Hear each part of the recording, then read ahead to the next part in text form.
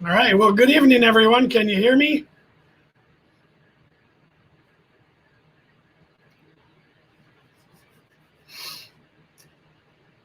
Welcome to Splitrock's first Saturday switching and bitching.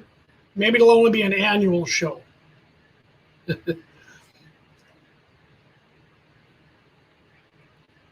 right. Try this tonight. We're going to talk the few of you, we'll do some switching, talk about some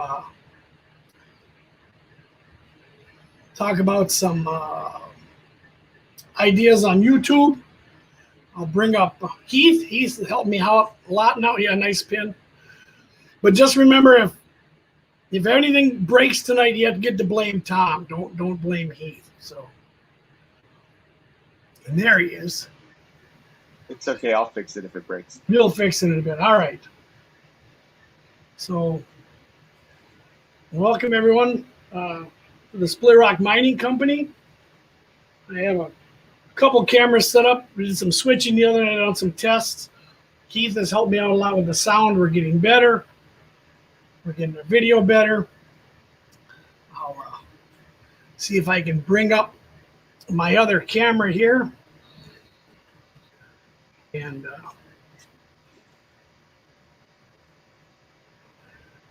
maybe we'll do some switching unless anyone has any questions.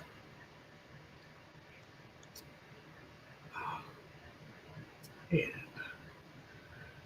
cam link.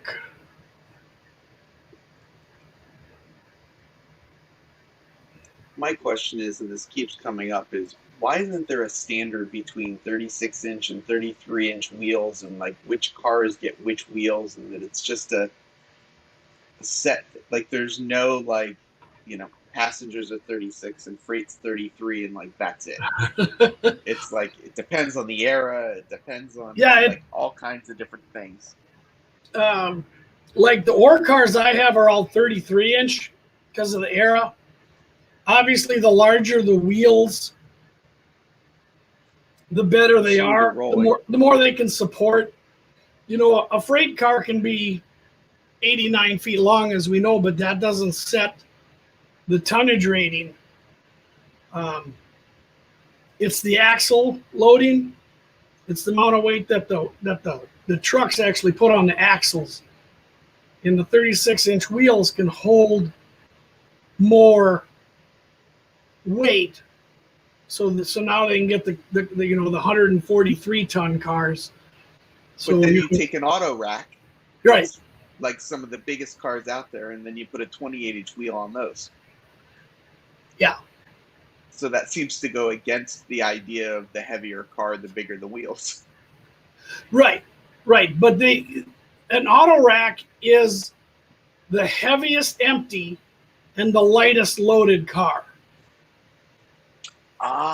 If that makes sense. So an empty auto rack will weigh 34, 40 tons. Loaded, it's going to weigh 70 tons. That's because you know, you put 12 automobiles in there. That's all you can get. So they don't need the 36-inch wheels like all the other ones would do. So, and but yeah, that makes a lot of sense. Right, and if you can get a bigger wheel, like the diesels have 42-inch wheels, or 40-inch or 42-inch wheels, the less revolutions, the less it's spinning, and the less things can come apart. So if I want to swap all of my plastic wheels to metal wheels, the thing I kind of have to do is just measure each wheel set, because if it's an older freight car, it's going to have 33, right? Correct. And if it's and then there's some era with which they switch to 36. Right.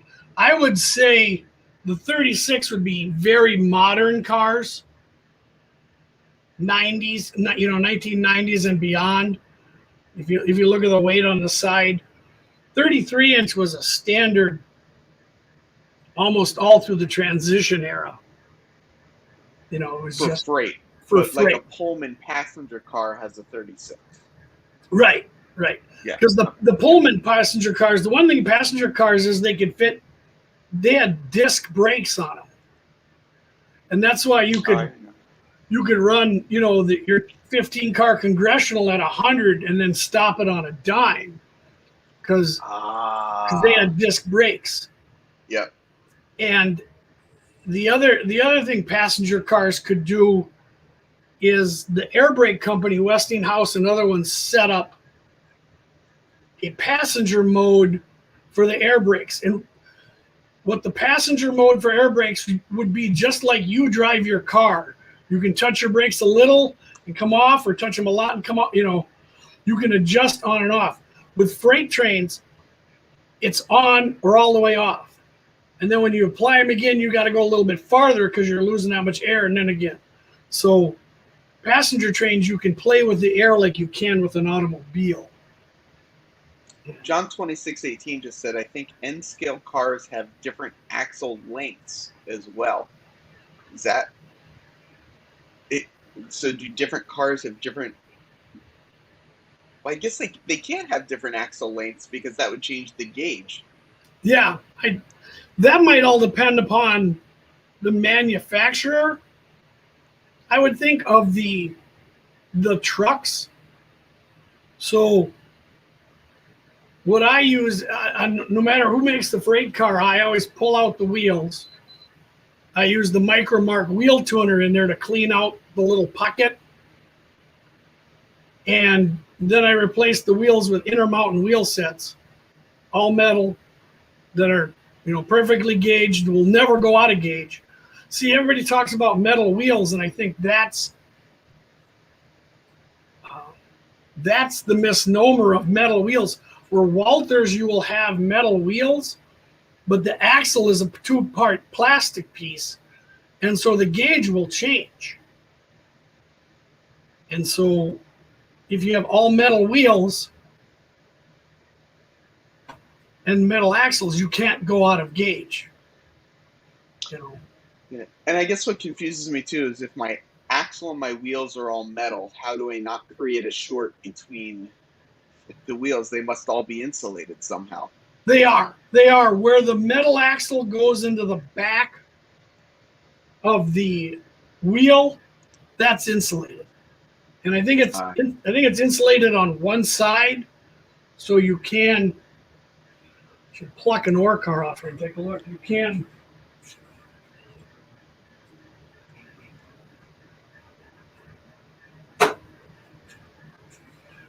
Yeah, you can. Yeah, the Intermountain ones, they're insulated where the axles meet the wheels. So on both sides or on one side? I know, like, sometimes you could put a resistor in them to make if you're doing lock detection, you could put a resistor between them. Right. I think the Intermountain ones I have are on both sides. Just to be sure. I think like cabooses or anything that's lit up would have one side so they can get power. Yeah. I have Rapido cabooses, and so yeah, it's having different size wheels. It's one of the things that I preach that is very, very tough for people to take when they're building a layout. And your guest, Heath, that you had last time, had that beautiful graph of the inverse pyramid. Yep. And trying to tell people building a layout that they need to invest in quality track and quality wheels and all the same couplers. It's not that glamorous. It's all the things you don't see, but that's what makes your layout run so much better. And I have hundreds of micro trains cars that all have plastic wheels that all need to be swapped at some point. Yeah, and that's an investment. Sometimes instead of a shiny new engine, you have to go buy a box of Intermountain wheels. Yep. And sit down and or buy a box of the 80 couplers. Yeah. Yeah. So you N-scale is the Micromark wheels. Is that the best ones or? No, people like the Intermountain. Intermountain makes an N-scale version. Oh, do they? Well. Okay. Yeah. But Micro Trains, I think, makes a metal wheel set, but most of what they sell comes with the plastic ones. Got it. And there are a couple other manufacturers of N-scale metal wheel sets that I'm just not thinking about right now. Yeah. But I recommend whatever one you choose, stick with it.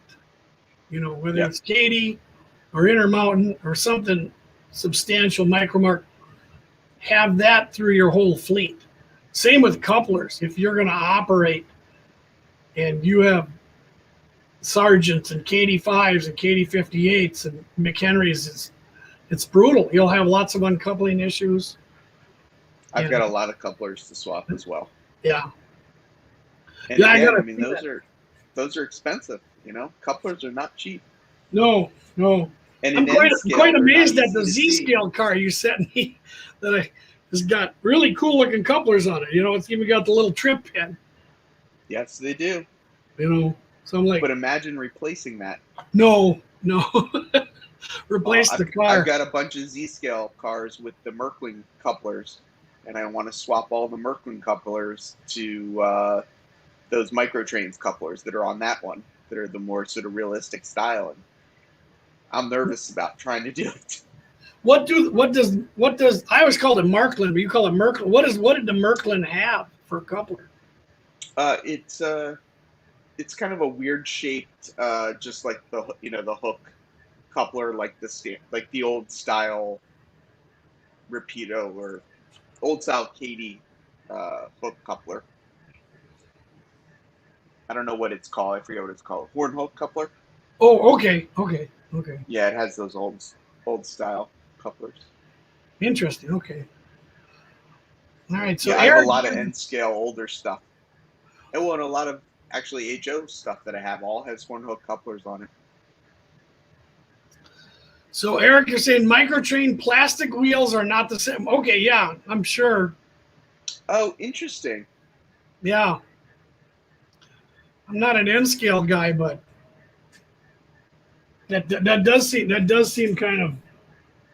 Move my The light here. club near me, on their HO layout, they require metal wheel sets. On the N-scale layout, you could run whatever. Really? But yeah, I mean, if I don't need to swap out my MTL plastic wheel sets, I've got a lot of passenger cars with, six axle passenger cars and stuff. Right. It's a lot. Have you noticed that they collect dirt at all? I haven't, just because I don't get a chance to run them very often because of my current situation. But I mean, my understanding is that the dirt that we talk about that's on the track is really that black, Right. The black arcing stuff. So if they're plastic wheels and the dirt on the rails is from the arcing between the metal wheel and the track, then and yeah, Eric's saying that the N-scale wheels are actually Delron and not plastic, and I was seeing that too, and I was going to ask. I'm 99% sure that is correct, but I thought that was true with HO as well. Yeah, but maybe it's not. Maybe they don't use Delron on the HO wheel sets. Yeah, I mean, but my Intermountain wheels pick up dirt too. Once a year when I do my maintenance pre-op sessions or like the opposite group guys coming, I'll flip over 50, 60 ore cars and the small flathead screwdriver, I'll scrape gunk. I don't know what else to call it, gunk, off the wheel treads. So I do know that there is a bit more drag. Like if you have a plastic truck with a plastic axle, where the pin goes in, right, that it does seem to have more drag than if it's metal on metal. Right. Yeah, the drag is all in the points. So I don't know why Micromark, maybe they do make one of those wheel tuners for N-scale, Will you show that tuner? I'm not exactly sure what you're referring to. Sure, I got it. So this is they call it the Micromark truck tuner. In HO, this is, if you were going to buy 10 tools, this is in the top 10. I'll hold it up and see if I get a paper behind it here. I don't know. And oh yeah, I've seen that. and you roll it. What's really odd, it's got one side, fits in the axles, but only one side has the cutter. And you'd think both sides aren't there because you have to put it in, which is a pain, spin it back and forth, put it in, and then spin it again. And it's got like a little roller. What I found, I put it in the truck and then I just roll the truck back and forth. But it cleans out a lot of garbage. That's one of the best investments I've ever made. Jason is here. Getting one of those. Yeah, I don't. If they make one in N scale, but for HO, that's like Tom's top 10 is a Micromark truck tuner. That's up there with some DCC stuff. The train freak, freak wants to know who else is switching and bitching tonight, but I think that's you. Yeah, I would love if I get one of those little tools and just clean out the little plastic pocket to make it nice and smooth, and then just add a tiny bit of graphite or something in there. That would I would be much happier doing that than replacing all those wheels. Right. Yeah, even the little graphite in there, and then because I even sometimes I'll add graphite. I'm so insane with these magnets that I've pulled out the Katy springs when they're not working, and I've cut off like 2 or 3 loops of the springs to make them weaker, so the magnet can blow. People are like, "What?" And I'm like, "All my cars work pretty much, unless someone's watching. I can switch for a bit today." But the best life. Here we go, John. Yeah, John likes this one. Yeah. I gotta crowdsource an intro. Every time you say Model Citizens, I think of that old documentary. I don't know if you ever saw that. I got a DVD of it. I'll send you when I send you back your Z-scale switch. But this lady who was making documentaries started visiting the layouts, like in California, and she noticed all of them had that sun-kissed fruit factory on. So she's like, "What's with this?" And then she GoFunded money, like $20,000 from a bunch of us, and made a documentary called Model Citizens. So I love when you say that. Oh, really? Oh, that's funny. Yeah, I think it's kind of a funny play on words. It is, but it's Model Citizens. You should. I don't know if she brought it to some film fests, but I don't know if it's. You can probably buy it on Amazon or something. But I've got a couple of copies because my wife and I donated, so our names are in the credit. So gotcha. We're trying to build up some green that far. So from 2016. Yeah. Yep, that's it. Yeah. And she was on a bunch of podcasts. She talked to Tom Barbley and a bunch of other ones, and you're in trouble now. But check it out. She really, you can't do it right. This hobby, you can't nail down. I mean, if they asked everyone in the stream and everyone in all the streams to tell you what model railroading is, you tried it.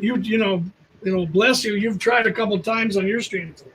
What is this? And it's like, it's something different to everybody. I think there's a big spectrum, and we're all But that's what I love about it, though. Is that, we can all be model railroaders, and it's all different for all of us. So right, yeah, and that's, like I said, that's what like even what Anthony Dodge does. He calls himself the outsider. I'm like, no, you're pretty much mainstream. You got trains on a board running around in a loop. You're having a good time. But people, well, I shouldn't say people. At least one person was giving him a hard time because he spends his time running trains and not like working on his scenery. And it's like, who cares? Like, who cares? Oh yeah, no. I fought those battles. There was a certain person very high up in the NMRA who did not understand or get operations. He thought that's not what a layout was for, which is fine. Interesting. But, yeah, he thought a layout was you build it and make it look pretty and all the structures and and it's a you build a diorama that trains run through. Oh, You know, Yep. more or less, and Yep. So not a. But Yeah. I didn't care because the rest of us, you know, it was our little game, you know, that we did and stuff. So. Yeah. But, so I was going to ask everybody else if there's anybody left. I don't know how we got 10 people there. What do you think of the future of model railroading on YouTube? What does everybody think the future of live streams? Can we improve the how-to videos? Can we improve the operation videos? The mail calls, the weathering, the unboxing? And I think model railroading is like anything else. We've fallen into the latest fad. Yeah. A certain person put a video out recently about how to clean your track. And it pretty much set everyone's hair on fire. And I'm like, you know, find a way to clean your track you like. And Yeah. let's see if I can fix my camera. You got to have something to argue about. It might as well be track cleaning instead of something else. Yeah. At least it's not the all-out fights that you'll see it like a Great Northern Historical Society over Big Sky Blue. You know, Mm-hmm. I like what James at Boulder Creek Yard is saying. Live stream is probably going to be more remote ops, and I would agree that once I have a space to have a layout set up more permanently, I will very likely enable, set up a VPN that people can log in and, control the trains and stuff like that. And right. I do think that that'll definitely be a part of it, is people from outside your physical space being able to control something inside your physical space. So it's not just like watching a TV show, but it becomes more of an interaction. Yeah. Where me outside the space can change something in your space and see it happening in real time. Right.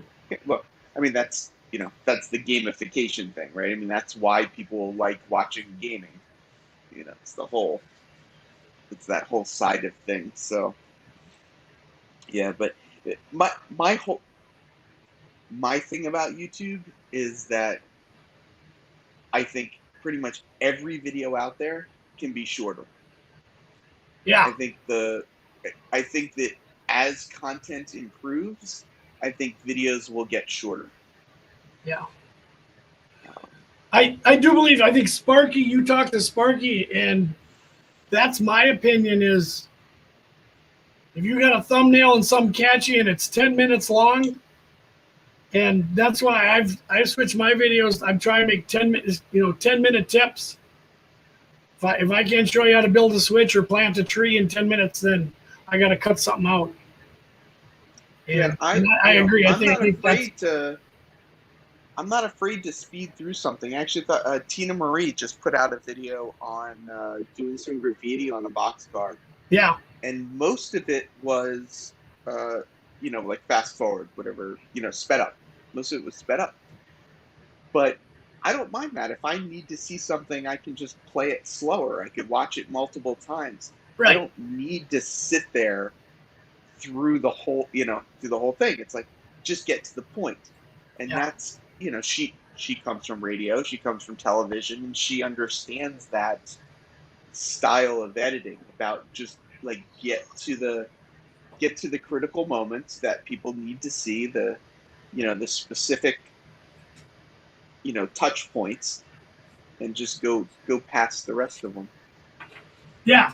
No, I agree, and I've been making a video up here, and I had a switch, and I'm stealing from that I'm putting I got my camera on a gimbal, and I'm putting it in time lapse.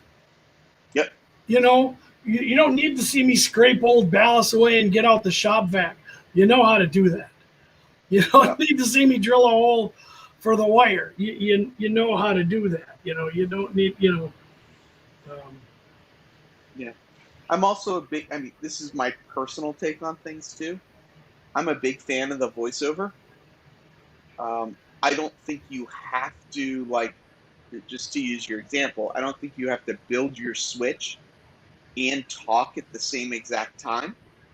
I think build your switch, edit your video down to make it as short as possible, and then create your voiceover and record your voiceover. And yeah, that takes a lot of time, but I also think it makes it a more valuable tutorial for the viewers. yeah, And that, I mean, that's my, that's my opinion on it. That's a bit of my approach to the videos that you know I do and I'm planning to do. Um, but yeah, I mean, I'm behind on doing it, but you know, in the case of my channel, nobody goes back and watches the live streams. But if I do a 20-minute edit of a 2-hour live stream, people will watch the 20-minute edit. right. So And up name it with a thumbnail. So absolutely, yeah.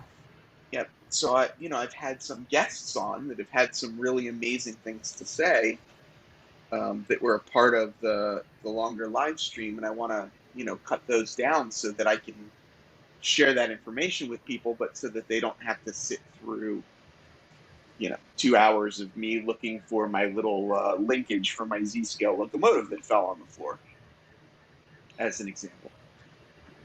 Right. No, but the good thing is with even with the mishap with the engine, you had other people pick up the ball, and that's why I appreciate you so much Yeah, and everybody else. And but I agree. I learned from like William Sampson. If anybody doesn't know, he's the Sue the Milwaukee Road Channel and GM in yeah. 1970. Fabulous editor. I mean, he kind of creates that for work, but his whole series, everything he says 10, 15 minutes. And I learned the voiceover from him, and I always try and learn more, how to change voices, add things. I think it's genius because it's so hard. If you're videotaping something and narrating, you mess up, and you go back and do it again.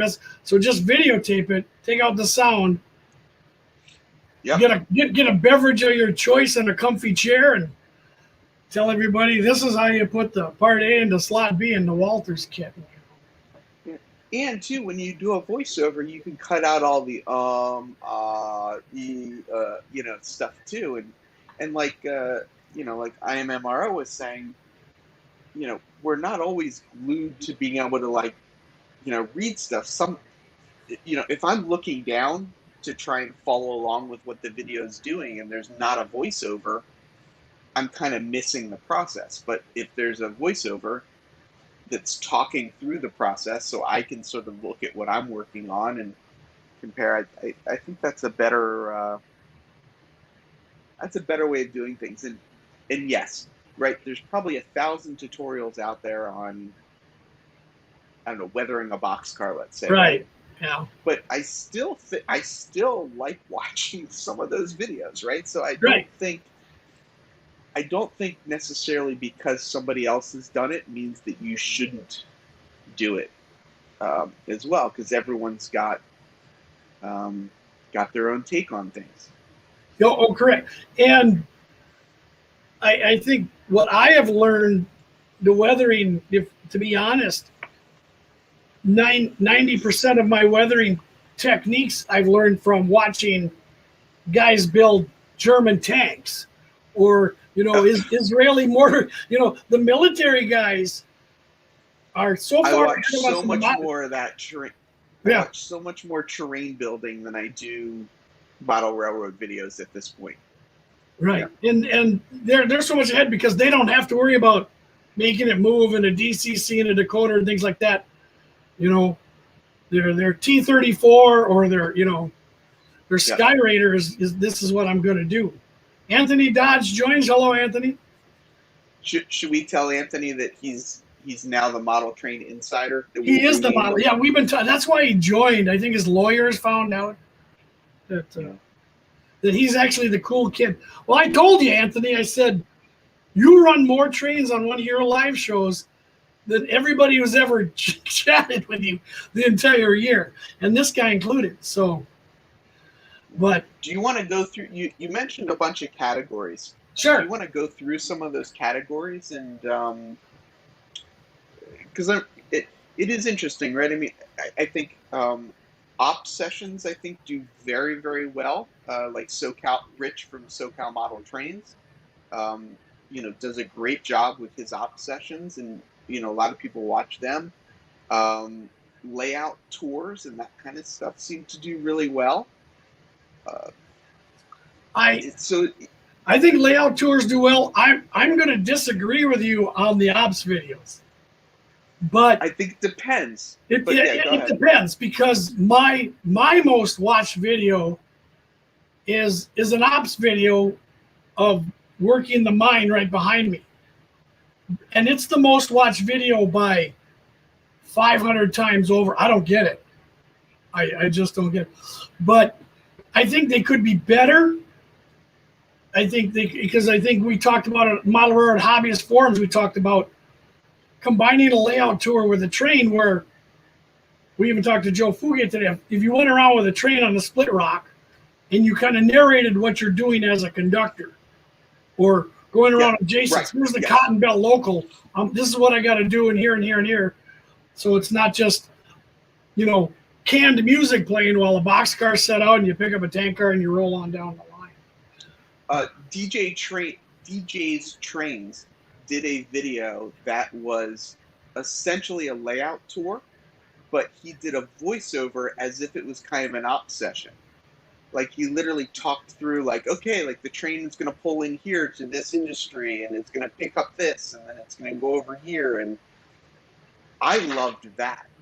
But you're right. Like, if it's an op session where they're just like you're just seeing the trains move and nobody's like narrating, nobody's saying like, okay, I've got to go, this boxcar needs to go over here, and I need to make sure it's, in this part of the train, because like it can, it can only fit in the siding if it's within this, far, whatever. Like, I think that's interesting. Right.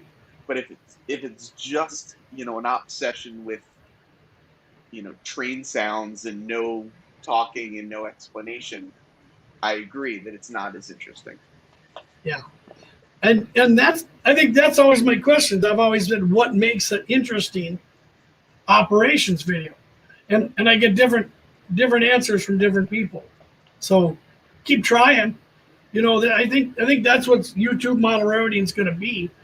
Keep throwing it against the wall or running it up the flagpole.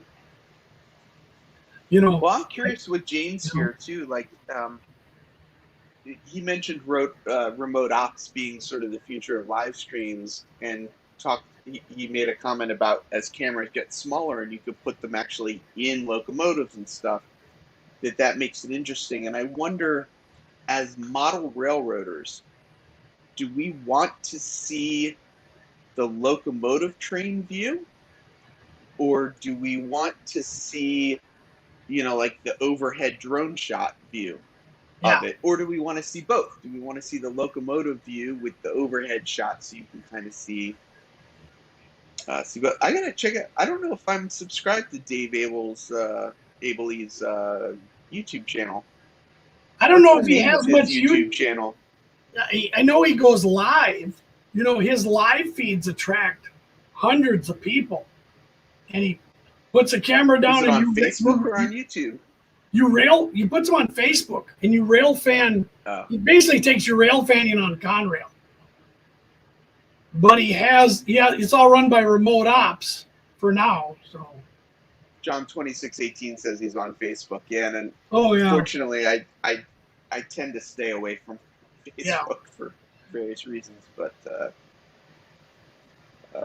But I think some people are pretty funny with posting their most watched videos. Yeah, well, that's what it is. It's odd. It's like, like Jason, it's me riding a train. Yeah. You try and build up this model railroading channel, and then it's like, Yeah, but like, what he's saying there, I mean, I want to hear the mindset behind the operators as they're operating. I don't want to just see, see it happening. Yeah. I want to find a way too, and I apologize for promoting my stream on your channel, but on Monday night, I'm going to talk to this guy, Mark Jewett. Yeah. And we're going to start off talking about DCC. He's the editor of the Pulse of DCC for NMRA. He leads the DCC, the work, whatever group that they have. But what we talked about doing is he actually has a work session that night. So from like 6 to 7, we're just going to talk. But then at 7 o'clock, he's going to have guys start showing up to work on his layout.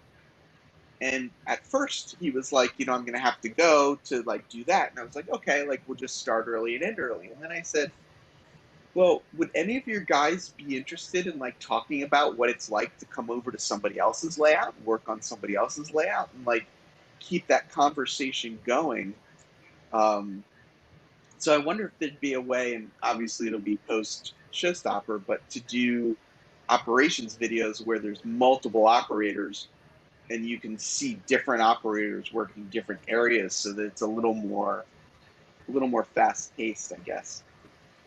See you later, James. Yeah, that would be interesting. He's a great guy. He's put a lot of effort into op, and I've been a member of both. I've been a member of the OpSig for a lot longer than the layout design, because my layout's designed, but sometimes I like looking at the plans. So yeah, I'll ask him that. Jason, and see if he can give us a link to that list you're looking for. Oh, right, right. He's talking about the list on the website. I was like, which list is he talking about? But yeah. Well, Alex is asking to see your layout. See my layout? Yeah. I don't think I'll ever do the camera on an engine, but I will do a tour. I'm going to start doing them. I got my gimbal ready, so I won't be no shaky cam. And I have it running. I had to set up here. I think the last op session I had there was only 5 or so of us here at this live feed, so we did some switching. Cat Nuts is here. Metrolink fan, hello. So yeah, play by play. Maybe I'll read my list and we'll see who's new here. So I want some input on your thoughts on the videos of unboxing, mail calls, and how-tos. What do you guys think the future of all those will hold? Are unboxings and mail calls the same videos, or are they different videos? No, I think a mail call would be things that to me, it's what I see as people, what they purchased at the show, or what they ordered, or what they're going to do with it, And I think the unboxing is what comes with a Digitrax Zephyr, what comes with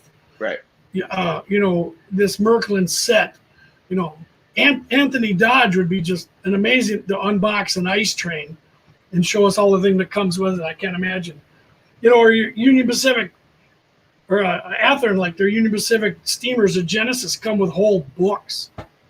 And so, John, thanks. I do think there are certain clicks, for lack of a better word, that love the unboxings, especially if it's new stuff. Like if a new locomotive comes out that people can't necessarily afford to get, they love seeing somebody, unbox it and open it up. Right. I don't know if that transfers to model rareting, where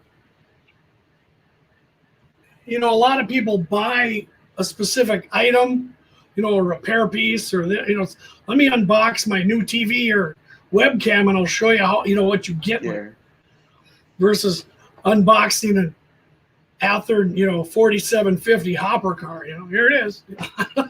I think some of the bigger channels that I can think of, unboxings and kind of going through the locomotives and stuff are the majority of their channel, and they're some of the biggest channels out there in model railroading.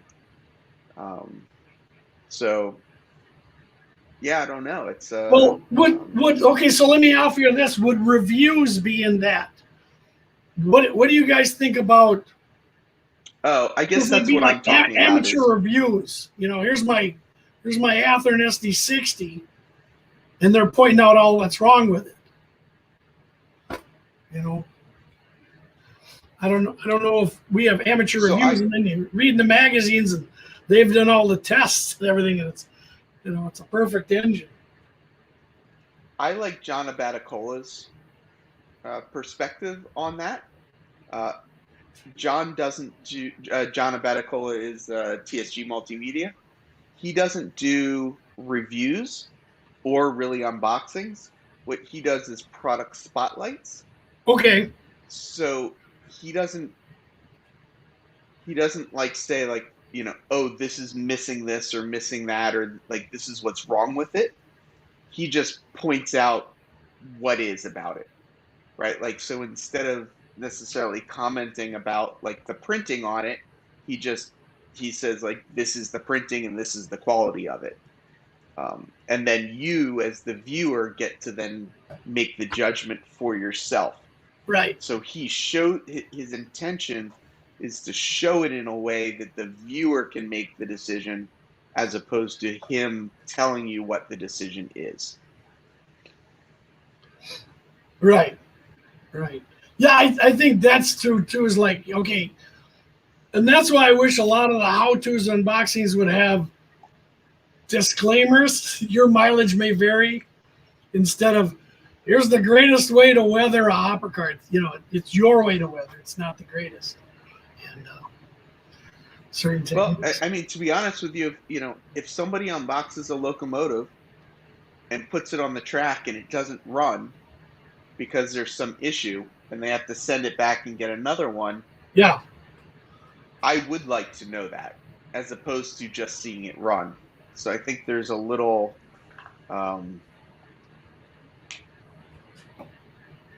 yeah. And that's why I think people's, like Tyler on the Lackawanna and some of these other channels like that just show things running, Nick's trains. It's great because they show everything working, and they show what they had to do to get it going, And I guess, we're talking about all these different types of videos, and I think what Anthony Dodge is saying is sort of interesting too, but is that, it all becomes overload. You come across 200 channels all doing reviews or how-tos, and you get confused.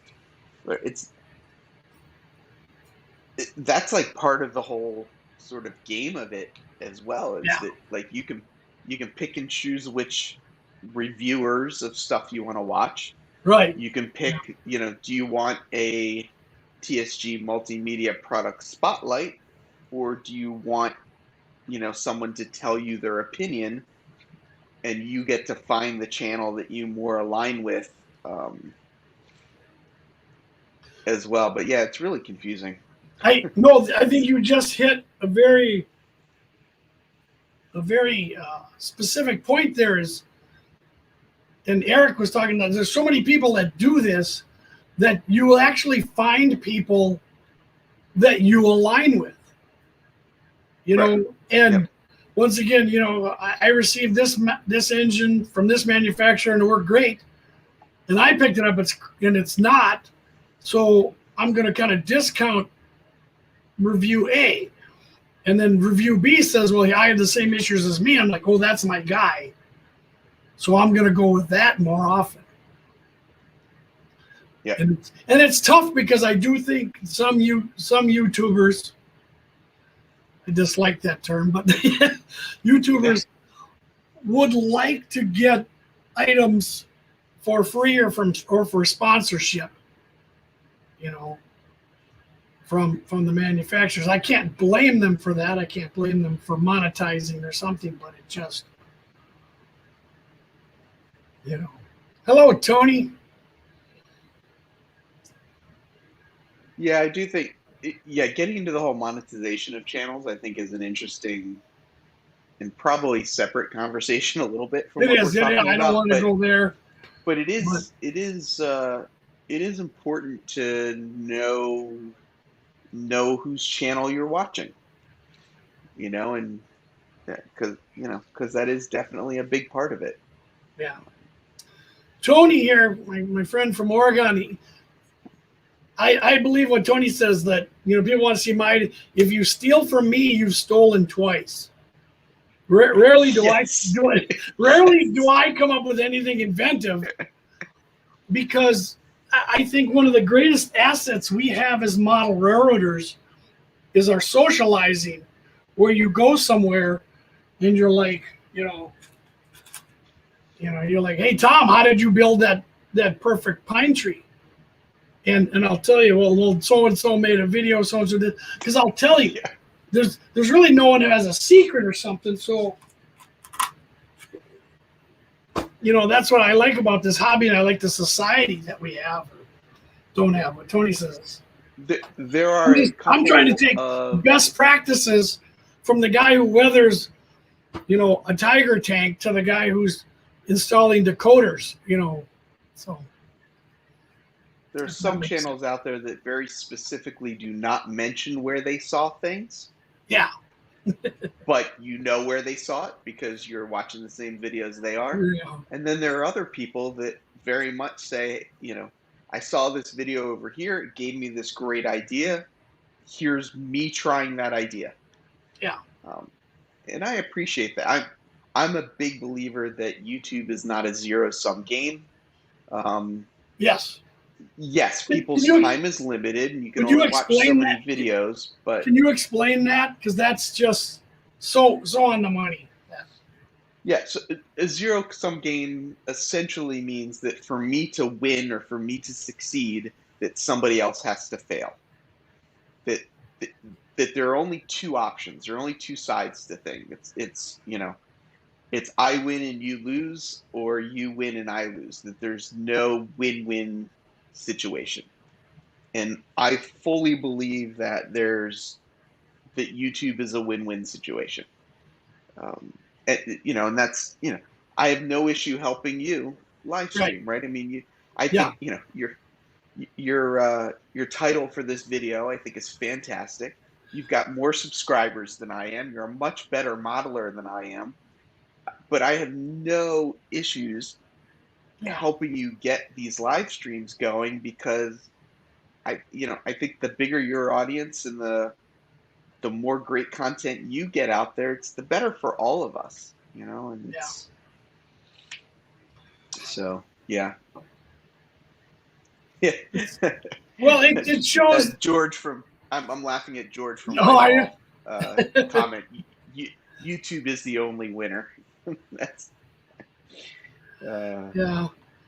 But you know, and I think that some people forget that if person A subscribes to Humanity Junction, that's not stopping them from subscribing to James Wright, you know, or Ken Patterson or something. I don't get that, you know.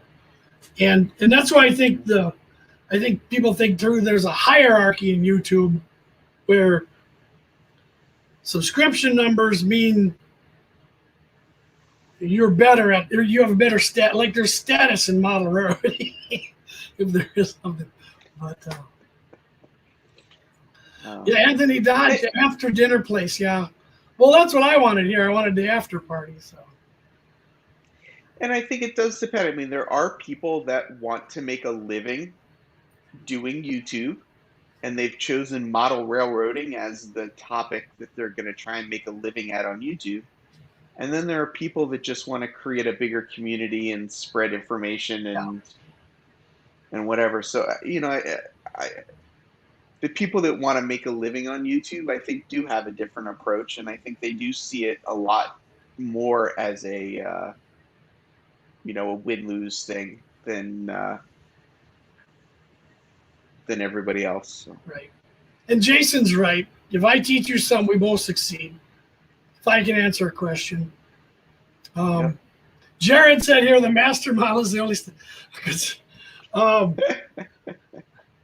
my joke about that is, and this is the honest truth, is what does a master model railroader get? Okay. And me being one, I'll tell you. And it's quite the deal. So if I bring, it's over there on the wall, if I bring my master model railroad certificate into any coffee shop, show them that, and give them $8, I get a great cup of coffee. That's what it gets me. I just. I mean, I mentioned Mark Jewett earlier. He just became a master model railroader last year. Right. But he's been modeling for 30, 40, 50 years. Well, yeah he's been a master model railroader. Yeah, he just did the paperwork. I know. Right. Yeah. I know.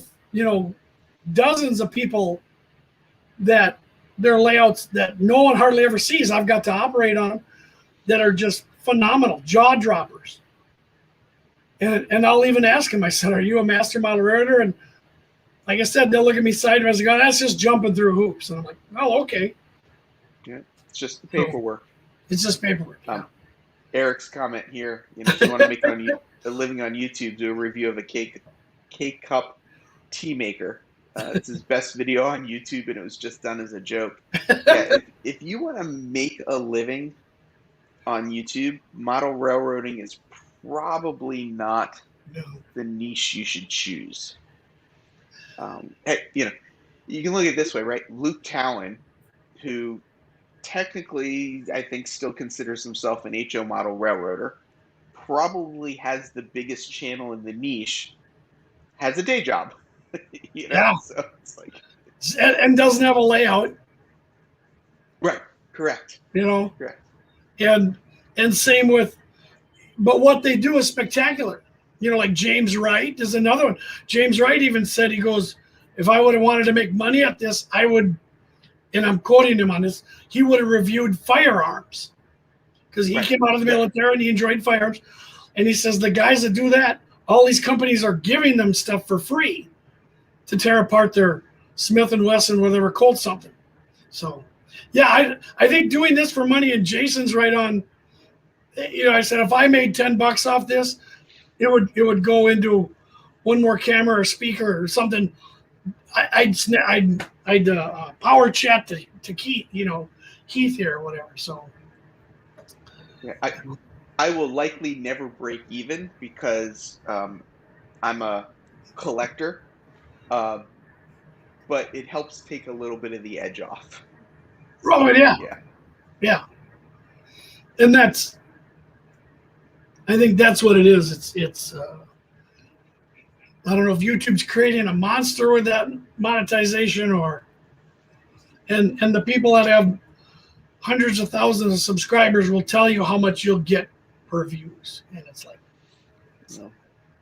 I'm curious about this because Tony's mentioned Luke, and then Eric has mentioned Luke as well. What do people think about that? Luke shows very few of his mistakes.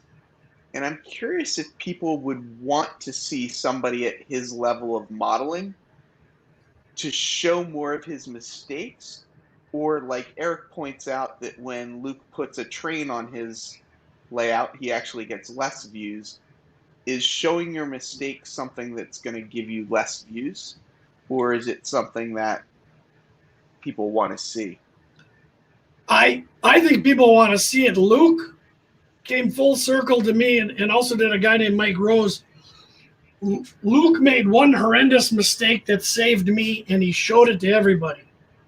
He made a diorama of a river, and he had the pink foam on there, and he and it melted the foam. Yeah. And it put plaster down, and he poured the 2-part epoxy, which generates heat, and he showed that. Bless him. I'm like, because I was just ready to pour a lake on mine, and I'm like, okay, 5 more coats of Mod Podge. And so he has done it. Yes. And Yes, he does. I'm making a video where I'm trying to show a couple things that I did wrong when I hand built this switch. I'm like, okay, that wasn't right. But like you said, I'm going to show you how I fixed it. Yes. You know? Yep. Yeah, and you're right. That's a great example. Luke, when he did the one with the truck driving over the bridges, he made some mistakes where they were mostly like dimensional issues, but he showed how he's like, yeah, just cut it off. I just start over again, which I thought was great. Great to see. Yeah. But I think Luke and people like Kathy Millett, like Tony was talking about scenery, you're attracting more than our circle. Yeah. And like Eric says, you put a train in it, now they kind of think it's a niche, and maybe that's the lower views. And like we were talking about earlier, I watch a lot of people that build terrains and do dioramas and do that kind of stuff, just to borrow some of their techniques. So, yeah,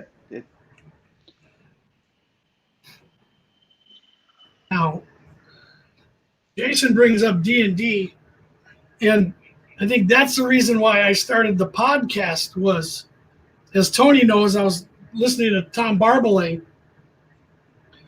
and I think at the time there was 3 or 4 podcasts devoted to model railroading. And you kind of thought, well, the market's saturated. But Tom Barberley brought up the D&D or the Warhammer or the Wargamers World War II. And there's 50 podcasts devoted to just the model gaming. So you guys want to listen, it's called The Crossing Gate. But yeah, that's what's happening with I YouTube. like the podcast. Yeah. It's a great podcast because you bring people in and they give different perspectives on things, but it's also humorous and stuff. So I think Right. I like it. Well, it's like that's the feedback I've gotten, that it's like this. It's a bunch of guys sitting around talking trades. Yeah. With some jokes and a beverage, and I think everybody likes that. I think we've missed that the last year with the showstopper, and just the distance.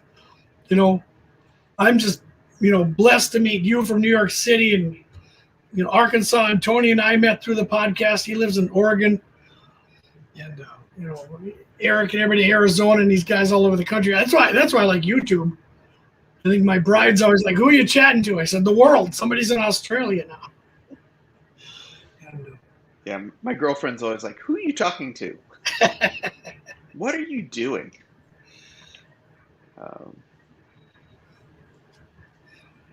So I think it's important to show the mistakes. I like it. I know a lot of guys will write articles, and from A to Z everything's perfect, and you're like, yep. And Mitch is from Australia, so I think, as you said, the humanity in model railroading is what I can relate to.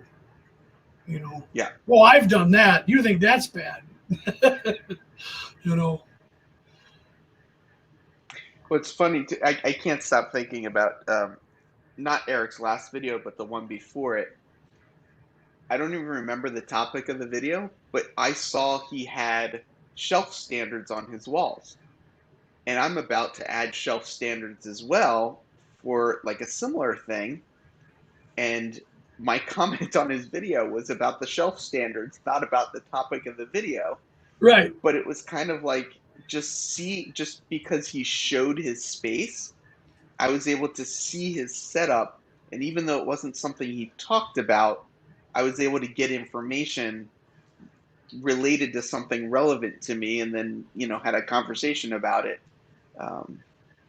as well. So yeah,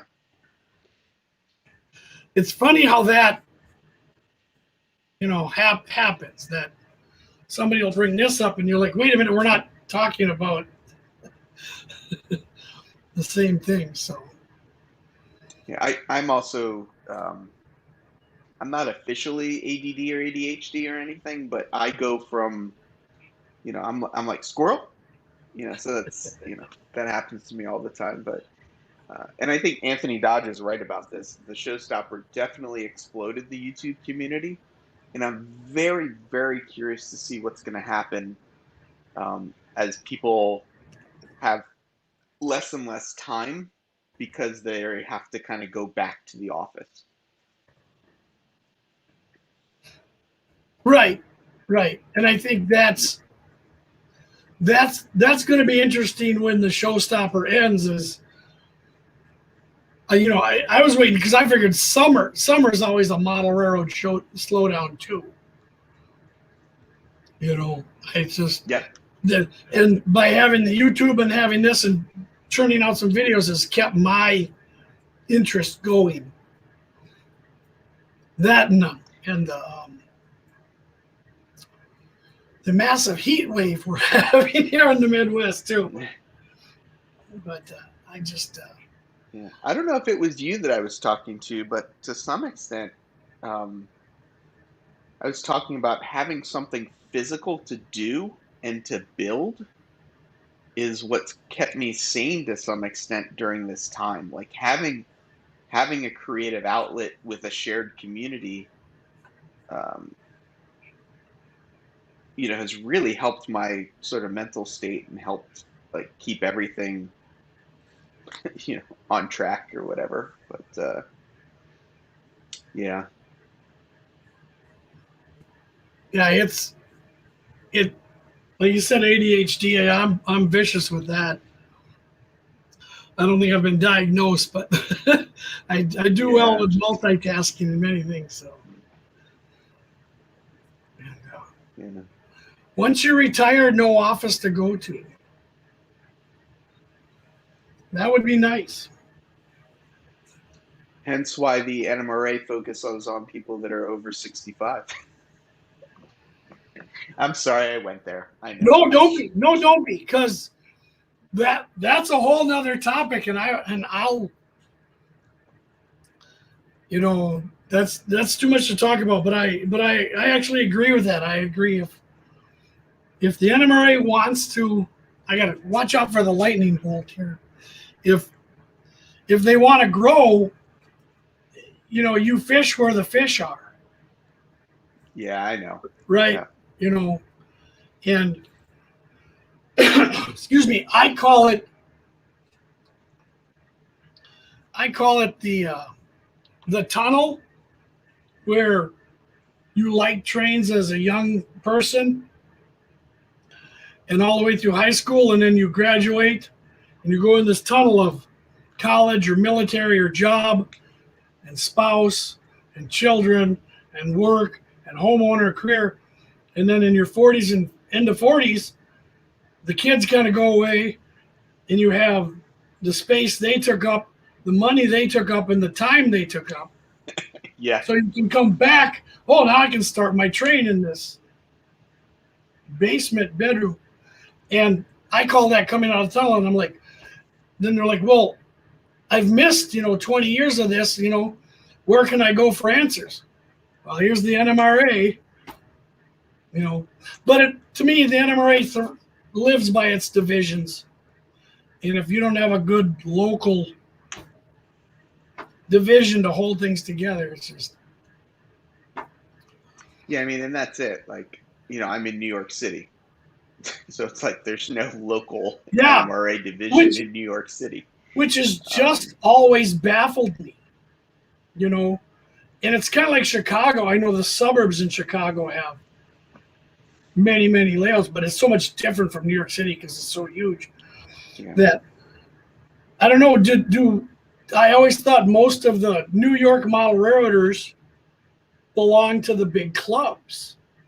They always. But what big clubs? There are very few. Well, all of the big clubs have had to move further and further away from the city, and they've gotten harder and harder to get to. True. Nothing really got locked down because of the showstopper. It just kind of got harder to get places, especially on public transportation. So it was, yeah.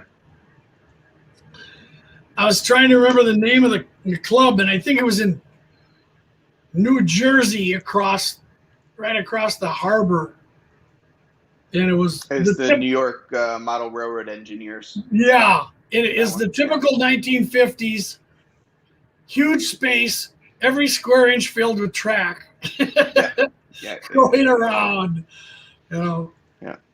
And And I do just want to, I do want to kind of comment on this too. Like Tony Ryan saying, a big plus is that live streams take so much less effort to do than an edited video. I disagree with that depending on the live stream. I think there are some people that put very little effort into live streams, and I think there are other people that put a lot of effort into live streams. And I do think you can tell the difference. Or at least I right, hope you can tell the difference. yeah, Um, yeah, and, I'm not saying you should like the live streams that people put more effort into, but I would argue that there are streams that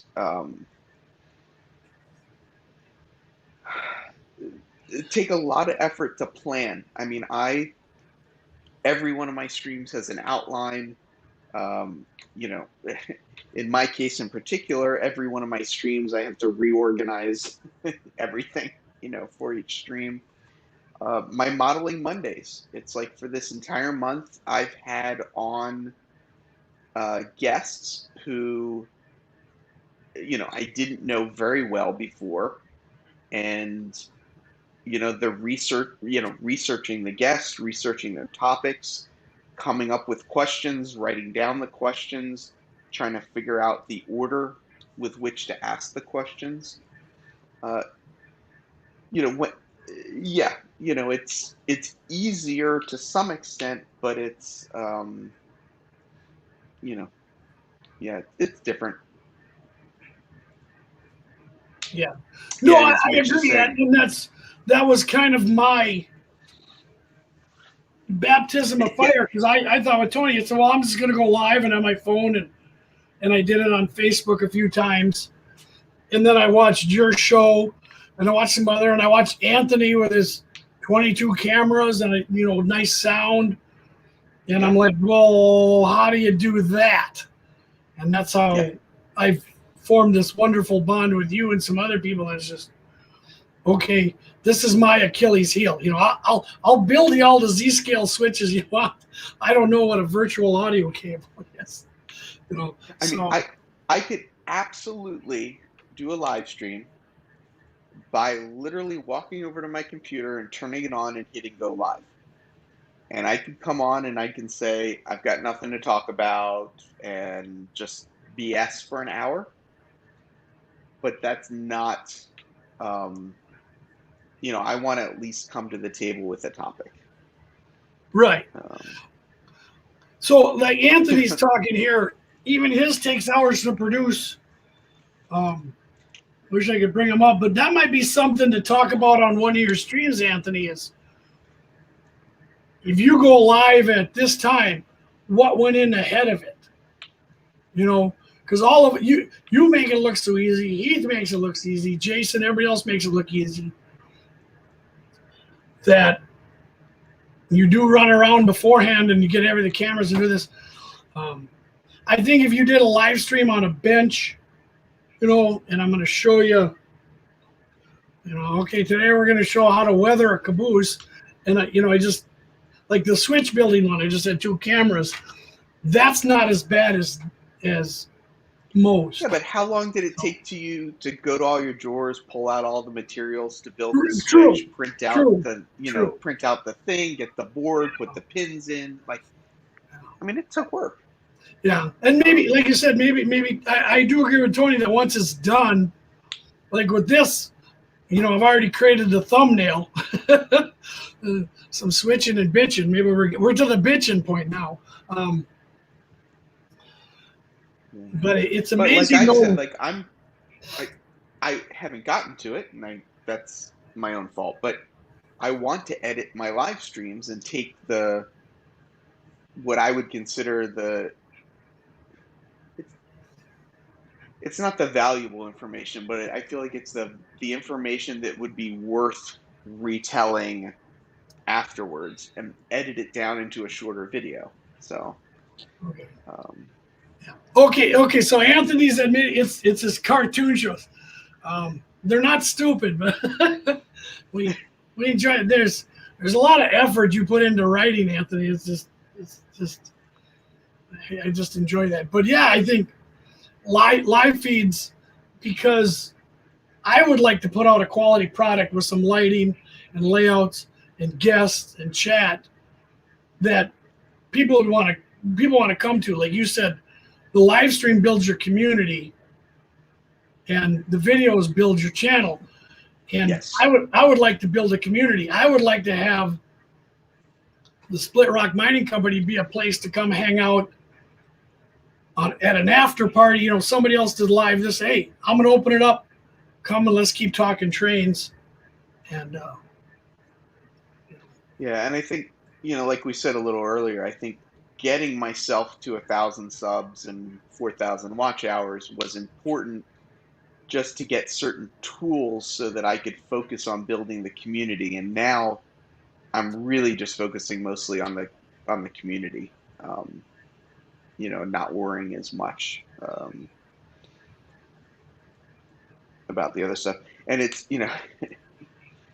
the while you're doing a live stream too, I think what Tony's pointing to here about, just building something live with 2 camera angles, making sure you stay in the frame and reading chat and yeah, keeping the conversation moving forward. yeah, It's yeah, it's a lot of work.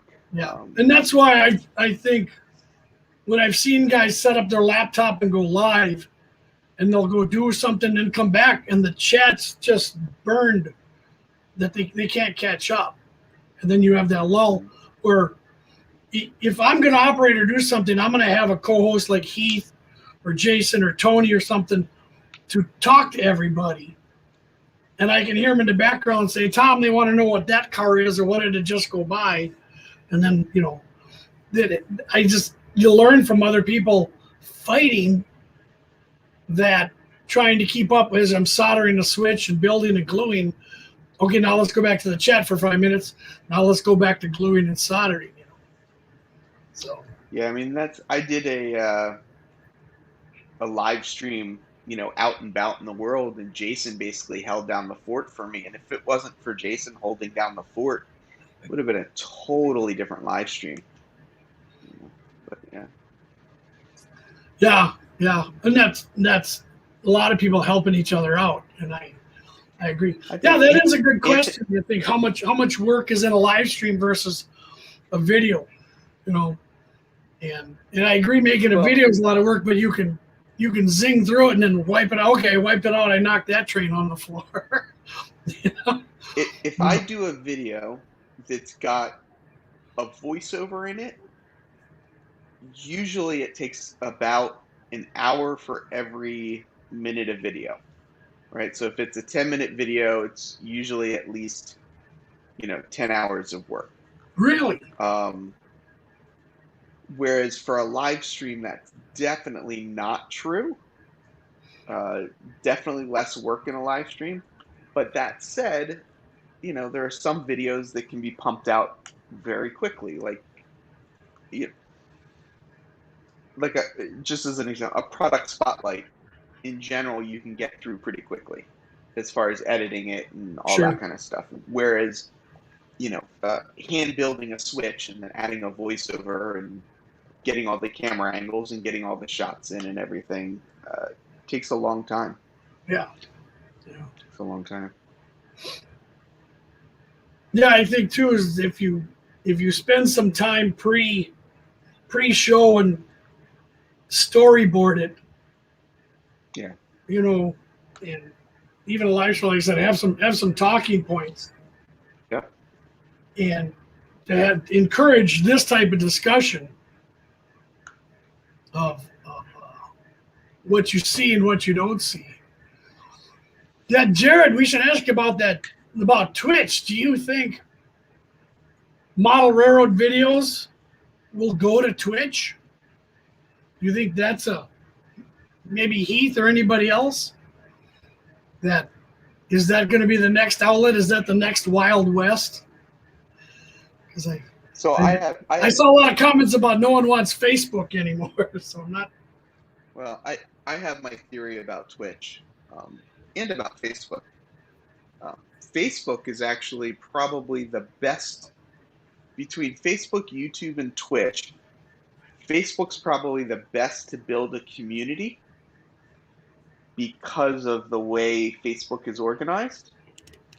YouTube is the best for discoverability, meaning like, if I want to do XYZ, I can go onto YouTube and search for XYZ and find it, which you can't do on YouTube or on Facebook or Twitch. I can't go on Facebook and say how to build a hand-built switch. Right. Right. I'm gonna find a YouTube video if I try and do that. But Twitch just has no discoverability. If you log on to Twitch, all you're gonna see are hot tub streams and that kind of stuff.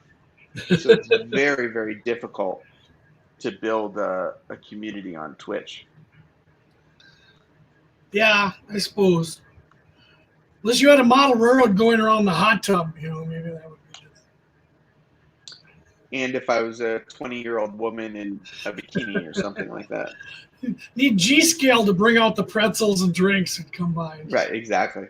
That'd be Operation Set Out the Pretzel Car. Yeah, I did see there was somebody on Reddit that said, I'm about to go live on Twitch for model railroading. Really? Come visit me or whatever. And I basically put the comment and I said, hey, come over to YouTube. There's a whole community of us over there. Yeah, I haven't waded into Reddit either, or Instagram. I don't know. Twitter's bad enough for me, Yeah, but if you look at a big content creator like Harris Heller, to leave Twitch and go 100% over to YouTube, I think says a lot about the future of it. But yeah, I mean, we saw Mixer try and take on both Twitch and YouTube and fail. And when you own the #1 search engine and the second most popular search engine, which being Google and then YouTube, yep, it's going to be tough. It's going to be tough to find a place to find somewhere that's better than YouTube to grow community, especially in a small niche like model railroading. right. Yeah, they've turned when a company can turn their product into the name of the product, everybody always asks for a Kleenex, and it's a Jello, and now it's everybody Google it. Go on Yahoo and Google it, and you're like, yeah. So I'm not a content creator. I'm a YouTuber. I'm a YouTuber. Yes, whatever that is, I haven't quite figured that out. But apparently, I think there's more views than television. And like you said, the searchability, I'm not happy with the searchability all the time if you look up weathering freight cars, or if you look up, building pine trees, making pine trees. I'm like, well, and I mean, we can get into that if you want to too, but it's like you've got to have a great title, and you've got to have a great thumbnail, and then you got to have a good description to back it up. You got to add your tags. There's a lot. Unfortunately, there's a lot to making your videos searchable after the fact, right? To critique your title, right? Switching and bitching. You kind of need to add to the end of that what the subject of the switching and bitching was, so that later it can be, searched. Yeah. But yeah, if you want to find a loblolly pine tree, you gotta make sure your title says loblolly in it. Yeah. Um, Well, see, there you go, Jason. You make that pine tree, and you'll have all the hits, all 6 of the hits of people looking for to make that pine tree. I've made a lot of pine trees, as you can tell. I have 2 types of trees on I have a pine tree and a birch trees. That's all there is. It's just is a loblolly a type of pine tree, or is Jason just pulling our legs? no. We had this chat before. In fact, I think I googled it and it's really it's one of those like southern scrub pines. I think. Okay. It looks like a 30-foot tall Charlie Brown Christmas tree. I think if that's what it's supposed. Maybe I'm wrong. Jason will correct me. But Tony Ryan. So Tony Ryan is a big N scaler, Keith. Okay. And Tony, we were talking earlier about wheel sets. So what wheel sets do you like to use or change on your N scale equipment that you run on Fremo? Oh man, I wish there was a Fremont group in this area. I would love to build Yeah. Fremont modules. That's what amazes me. New York City. Why don't you have the greatest Fremo club of all time? There is an HO Fremo group, but N-Track and T-Track is much more common in this area. Right, So, but we like here in Minnesota, so we have Fremo, Minnesota, Fremo, N, and HO. The N groups go in gangbusters. They have an amazing group here. But yeah, I could make Fremo modules. I would just have nobody to hook them, nobody to connect them up with, which isn't the worst thing in the world. I mean, I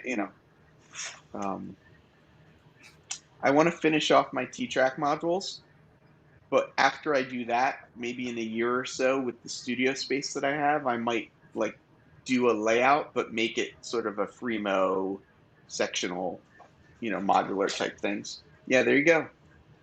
Intermountain metal wheels, all right. Intermountain.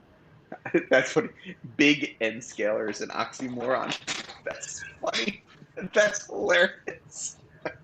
That's great. I love that. Well, Tony only stands about 6'9", I think. He's a great clam digger. Yeah, it'd be kind of interesting. You wonder why T-Track modules in New York City, haven't taken off. Well, so the N-Track, the Brooklyn N-Track Club, that when they go to train shows, bring their N-Track modules. When they have meetings, they bring T-Track modules because they can set up some T-Track modules on a table and run some trains. And they found that the only way to get people to a meeting is if you run some trains. But the N-Track modules are what's most popular in this area. So like when they go up to Amherst, they join up with a couple of the different clubs in the area and they go up to the Amherst train show and they have a huge N-Track setup. So yeah. Yeah, the T-Track, we've had guys, even on our division, Twin Cities division, we're building T-Track and bringing it to the meets. And excuse me, a lot of the guys we're really enjoying it because you don't have to have that much into it. I don't mean to belittle it, but you know what I mean. It's little, isn't it like a square foot on foam core? Yeah, it's about 12-inch by 12-inch are the modules, and for me, I mean, they're kind of my. I kind of consider them my chainsaw layouts a little bit. I'm learning scenery. I'm learning how to model. I'm learning wiring. I'm learning, so much, and yeah, I can take it. I can take the T-Track module on the subway. So it allows me to model and it allows me to run trains in a space that, I really don't have the space to run trains in.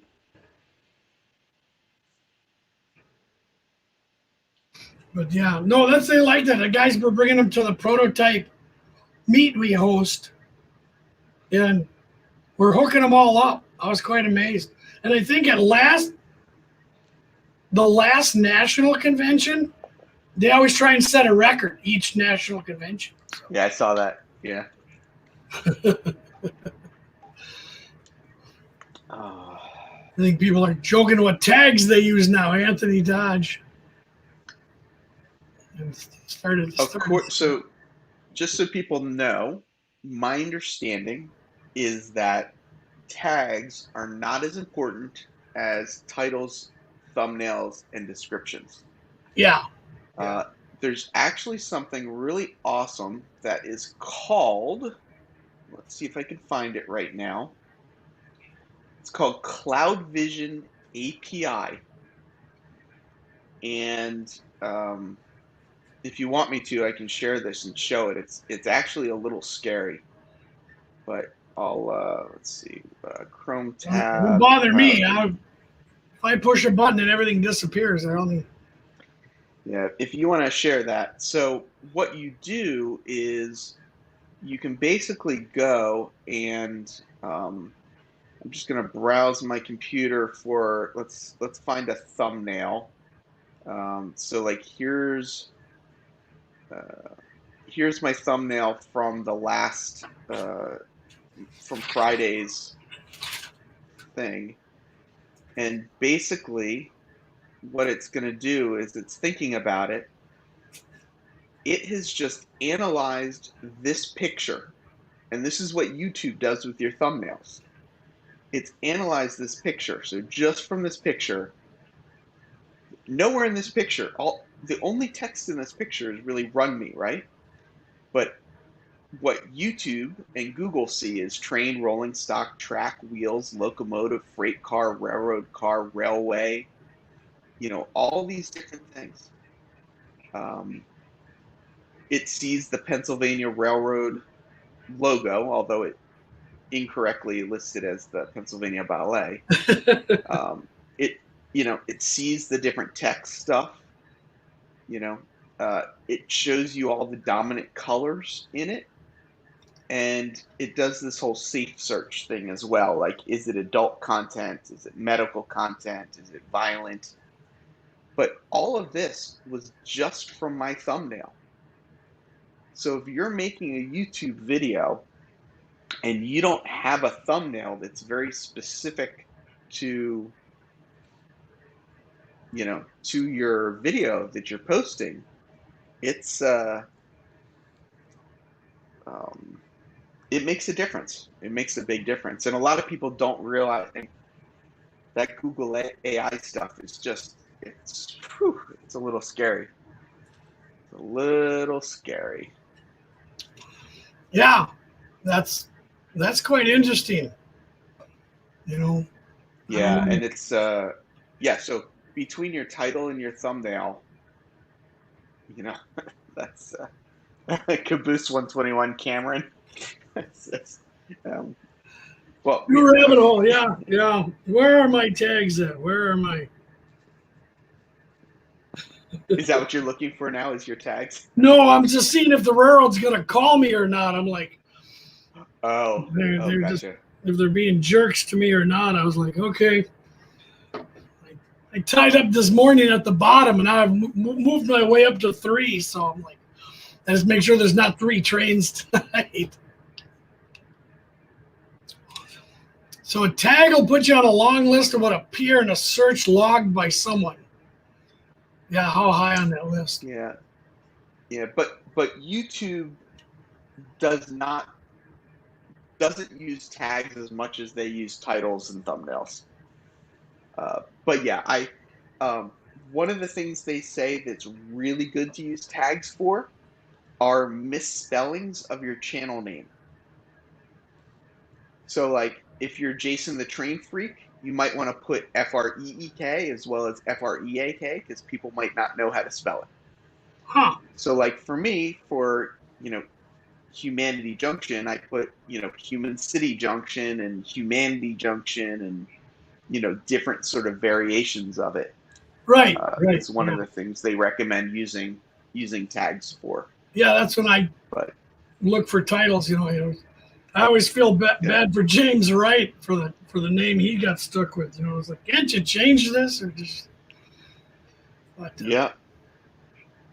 yeah, Well, that's but kind of you know, I interesting. mean, But I that's would, but you look at people get all these views and they have such terrible titles. yeah. This month's unboxing. Mail call. Well, it, and I guess here's the thing, right? Is yes, they've got a lot of views, but you have to compare them to other people, and you have to really kind of compare them to their growth over time. Look at a guy like Rich from SoCal Model Trains.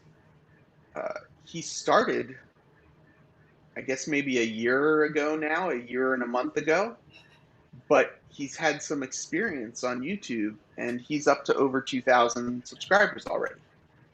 And it's just because he's got really good thumbnails and really good titles, and yeah, See, Dennis comments. I on SoCal, I disagree with that. I think he's gained his followers because he's consistent. Okay, And that's a huge part of it. and this is Yeah. the chat. This is what I always talk about. The YouTubers in the past is always welcome to my channel. I'm gonna have a video every week, and then it's 2 months later, oh, I'm gonna video every other week. Then it's like, okay, sorry. Then you get the apology video, and then you get the apology video, and then once a month, and then they go away because they're burned trying to, I'm going to weather a gondola, weather a box, do this and this, and it's like, come out with a video when you want. But SoCal has had the time to, he's a machine so far every other week.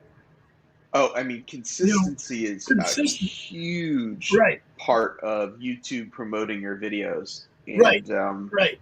you have to be very concerned about burnout. We were talking about like planning for live streams. It's like almost the hardest thing about live streams is doing them consistently, because coming up with a topic every single week, right, and and clearing your schedule every single week, making sure that meetings don't come up, or doctor's appointments, or like, you kind of have to keep that time clear and sort of, yeah, it's YouTube's an interesting world. Um, and we'll see. I mean, I'm interviewing, right? I mean, I'm interviewing right now, and um, this job I just interviewed for that I really hope I get, the first 90 days I know are going to be, at least 100-hour weeks, just because of some logistics stuff. I don't know if I'm going to be able to stream. So it's kind of, it'll be this weird like time, like how do I keep consistent? Um, and keep the channel growing and not lose all the momentum that I've, had. Yeah. Um, Welcome, but Wimble yeah, Train came in. yeah. Hey, John. Wimble Train's from Australia as well. Nice. We're getting on their time zone. But yeah, no, I think like the beginning of your show, I go through and watch and I screenshot the days. Like if I've got a day off and I look who's going to be there. But bless John for making that list. I really think that 50% of them are gone. Well, and that's John, it. And, welcome. And Jason, something that might be interesting is, is maybe doing a live stream like this where we look at your channel and say, okay, like what are maybe some things we can change or switch or whatever to maybe, increase your sub count. It's very hard. Where Jason is right now at his sub count, it is pretty hard to grow. Right. But there's definitely ways to do it. And John 26:18, with his job, it is pretty inconsistent. He doesn't have a lot of control over his schedule. It's, you know, he has to go when his boss has to be where his boss has to be. What I kind of want to try and do, or what I'm hoping I can do, is bank some videos so that I can still at least put out a video a week, but like I've recorded them all, previously, just so that I do have the consistency. But that means that I'll stop doing live streams and I'll have to go to recorded videos. But even Jason, so Jason, what you said tonight in chat and what we talked about is if you could really focus on making a shorter video than 26 minutes, what could you make that 2 videos or 3? Give that a try of, hey, for summer, my updates are going to be 10 minutes, including an intro. Is that the puppy? Get the puppy on. Come on. Yeah, I'm trying to, she's got bad allergies. Oh, and Kiki, sit. And she's just licking and eating her feet right now. Oh, sure. Oh, yeah. So I'm just trying to get her to come over here so that she would stop eating her feet. But yeah, I'm going to probably have to take off in a sec to go take her out. Yeah, I don't want to give her the cone of shame just yet. But yeah, I think feedback from all of us who have these channels on looking through somebody's past 10 videos and what they liked, what they didn't like, what worked, what didn't work. And sometimes I would say too, like someone like Jason, maybe at this point in time, while things have slowed down and while he mentions tearing out the layout, which isn't going to get as many videos or as many views, maybe we go back to some of your other videos, change the titles and change the thumbnails on them to maybe get some more traction on some of your older videos. And that's actually something, even with my channel, that I've been thinking of doing is I did a big rebrand. And one of the things I want to do is go back and change all of my old thumbnails to match the new branding. Yep. Well, I'm trying to follow your advice and change my thumbnails to the right size. Yeah, right. Because I was copying. I'm like, well, I might as well upgrade it. And I've done that with 3 or 4 videos, and all of a sudden they're moving up, which is just odd. Yeah. Andy, welcome. Okay, one thing tried to do is overcome inconsistencies, make better content. Editing, graphic design. Yeah, no, that's a point. I mean, you can have a great thumbnail, but if you're showing how to weather a car, terrible lighting, and the sound of a fan in the background and so forth, and people are going to tune it right out. Yeah, it is interesting how much the learning about videos editing and graphic design comes into play when you're weathering a boxcar, right? I mean, it's like this weird thing. Like, you want to get better at weathering boxcars. You want to spend your time working on weathering boxcars to get better weathering boxcars content. But then you also have to learn to edit and do all the graphic design and stuff. So it's it's a lot of time. YouTube's a lot of time. Yeah, it is. So, and I don't think there's a magic thing. Like I said, for the live feeds, I was talking with the other members of the NMRA social media crew that I'm in with. And one of the most watched YouTube live feeds with model rating, and I mean by watched of actual people, like my count here now is in the teens. This young man had counts in the 200s, and he had a small 2x10 layout, and he'd run trains around. And somebody would say, "Oh, go run this," and he'd go run it, and I was just amazed. But he interacts with the chat. And he interacts with the chat, and everybody there. That's part of the key of it. And it's the FOMO factor, the fear of missing out.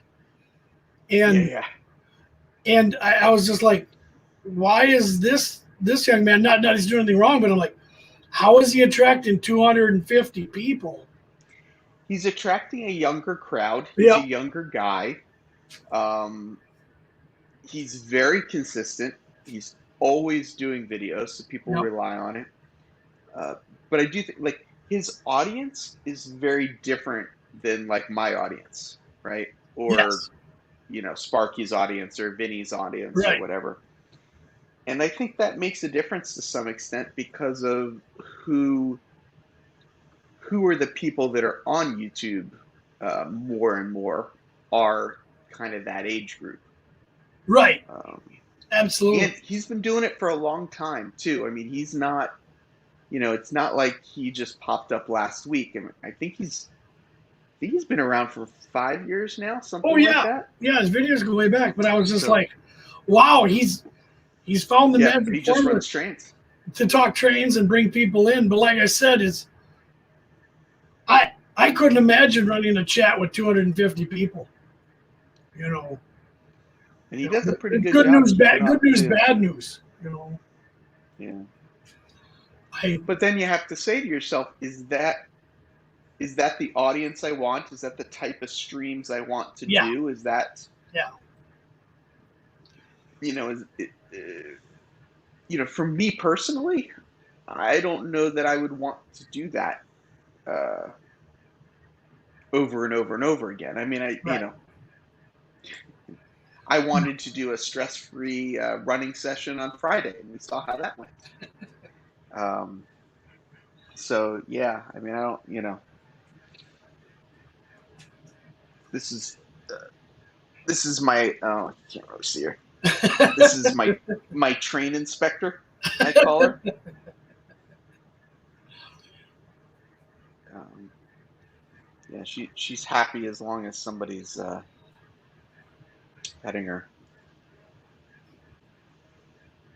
Yeah, I love that you're doing a podcast too. I don't know.